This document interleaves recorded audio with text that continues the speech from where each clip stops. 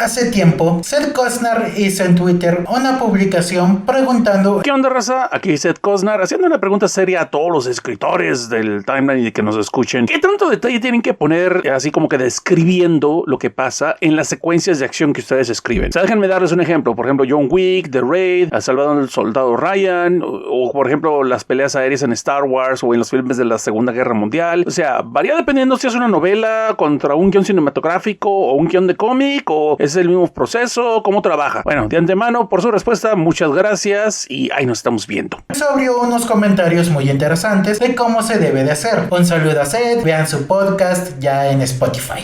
Advertencia, este video no es patrocinado por el podcast Filme, Tinta y Sangre de Seth Cosnar, pero si lo llega a hacer, es bienvenido. ¿Es casi como mendigar? ¡Es telemendigar! Después de dar mi opinión en esa red social, decidí entonces explicar cómo hacer una lucha en una obra literaria. Pero antes, saludos magos guerreros, soy Shadowhake. No se olviden de darle like, suscribirse y comentar. Apreciamos todo el apoyo que nos dan. Definamos qué es una pelea, acción o efecto de pelear.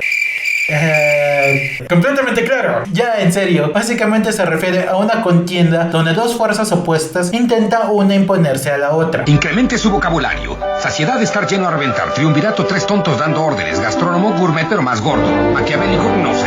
Tálamo, donde duermen los elegantes. Cuando se refiere a una lucha, se nos viene a dos sujetos agarrándose a golpes. Ejemplos tenemos un montón: Dragon Ball, Caballeros del Zodiaco, Street Fighter, Naruto, Karate Kid. Ejemplos sobran. Pero cuando hablamos de literatura, el acto de escribir es cuando vienen las dudas sobre cómo se hace. Porque una lucha suele ser algo muy visual, ya sea en series, anime, cómics o manga. Una acción coreografiada que se enriquece con el ángulo y perspectiva. Si nos derivamos al guionismo, nos encontramos con que las peleas no se mencionan, solo ponen Scorpion versus Sub-Zero. Personaje A y B luchan. Scorpion wins. Personaje A gana. y se terminó, nada más. Eso porque se espera que la coreografía se encargue el director, coreógrafo o artista, dependiendo del medio, limitándose a dar unos diálogos o acotaciones cuando los personajes se detienen, quizás para hacer otra cosa como alejarse y realizar un kamehameha. Vayamos entonces al punto: ¿cómo hacemos una lucha? ¿Cómo transformamos algo tan visual a un medio escrito? Si bien sabemos y hemos dicho en este canal que el escritor puede aprovecharse de la imaginación del lector para rellenar los huecos en las acciones, cuando queremos poner ciertas cosas más específicas, no podemos limitarnos a poner que un personaje A se pelea contra un personaje B y que el personaje A termina ganando. Eso es decepcionante. Puede llegar a sacarte un tanto de la ficción al llegar a resentirse ese hecho que no nos dan la información para continuar con la visión. Un ejemplo que encontré hace tiempo mientras investigaba para Fira, leyendo una comedia romántica que no me gustó, pero no es el caso, encontré ahí que había una lucha entre la protagonista y su primo. Solamente se limitó a decir: nos dimos golpes y patadas, pero yo siempre fui superior. y ya, fue todo. Si notan qué ocurre ahí, no nos da una información. Y si bien se entiende que eso era una comedia romántica, no algo de acción, ese vacío corta la inmersión como un cuchillo, aun cuando nos da el conector de que nuestra protagonista iba ganando. Otros dicen que debes ser muy descriptivo,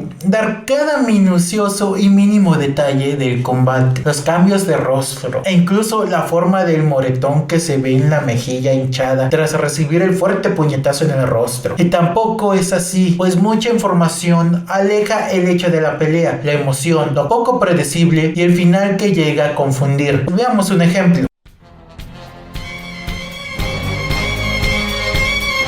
Peponcio dio una estocada vertical a Mencho, quien bloqueó el embate con su espada en corte horizontal. Las chispas provenientes del sable de Mencho, al chocar con aquel de Peponcio, reflejaban la furia e intensidad de los ojos de Mencho, quien dio una ligera mueca al mover su muñeca y al girar el pomo del arma desvió el ataque. Acto seguido, giró su arma 90 grados y en un instante dio un ataque en ángulo oblicuo con su pierna izquierda de frente y su derecha detrás. Peponcio bloqueó girando su torso y mientras la última chispa caía al suelo, su sable chocó en ángulo de 45 grados, resistiendo el ataque. ¿Sí notaron lo que ocurrió ahí? Básicamente, tardé todo un párrafo en decir que Peponcio de un ataque y Mencho lo bloqueó para contraatacar. Di muchos datos, realmente llegan a meterse en el camino. Al imaginarnos esas descripciones, convierten algo que debe ser emocionante en un tedio para el lector, que llega incluso a perder su atención por enfocarse en detalles que realmente solo ralentizan la acción. Esto nos lleva a la cuestión: ¿existe una forma de hacer buenas escenas de lucha? Y la respuesta es sí, obviamente. Esto siguiendo tras estudiar autores como R.A. Salvatore, que se enfoca en crear historias llenas de acción. También, irónicamente, en Terry Pratchett, quien, aunque hace comedia, puede hacer unas escenas de lucha bastante eficientes. Esto se forma de la siguiente manera: ser conciso, brutal, específico y breve. Porque una lucha es algo lleno de acción, con movimientos rápidos, tenemos entonces que tomar en cuenta esos aspectos, y por ello la claridad y el impacto es la manera que no solo dirá de forma clara qué es, sino con qué fuerza se ve, pues no es lo mismo decir golpe a puñetazo. Ahí está la pelea, Marlon tiene que aprovechar esta oportunidad, tiene que aprovechar, abrir con el golpeo, ground and pound, tiene que mantener ese gancho izquierdo abriendo la pierna de Valentina. Veamos unos ejemplos.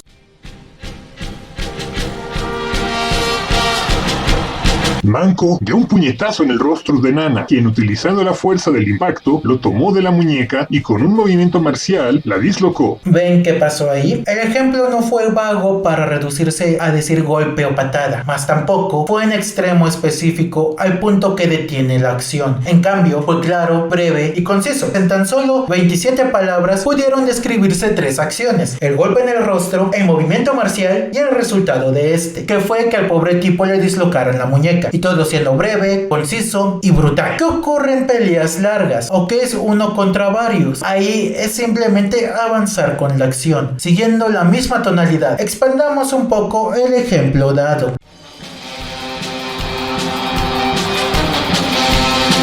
Manco dio un puñetazo en el rostro de Nana, quien utilizando la fuerza del impacto, lo tomó de la muñeca y con un movimiento marcial la dislocó. ¡Maldita! Exclamó Manco tras gritar de dolor. Manco se abalanzó y con su rodilla intentó golpearle, mas Nana bloqueó el embate con sus palmas. Acto seguido, Manco le atacó con su antebrazo, a lo que Nana se agachó para esquivar el ataque y aprovechando su posición, golpeó el estómago de su oponente, quien escupió saliva y cayó al suelo sin aire. Como pueden observar, se da una coreografía de combate clara, rápida y que no confunde. Por último, sugiero mucho que al momento de describir un ataque, revisen en su buscador favorito sinónimos. Esto no tanto por el hecho de usar palabras complicadas, sino de buscar la intensidad correcta que crean que fue con la que se dio ese ataque. También porque un párrafo donde no se repitan palabras es muy bonito. Es hora que la persona se imagine incluso qué tan fuerte fue el impacto. En conclusión, Que se armen los... crear una pelea en la literatura tiene su chiste y puede hacerse mal, pero si logras dominarlo, harás que la gente no solo disfrute de la trama que les presentas en tu obra, sino también en las acciones que ahí muestras. Eso es todo, mis magos guerreros. Yo soy Shadow Haken. ¡Pau!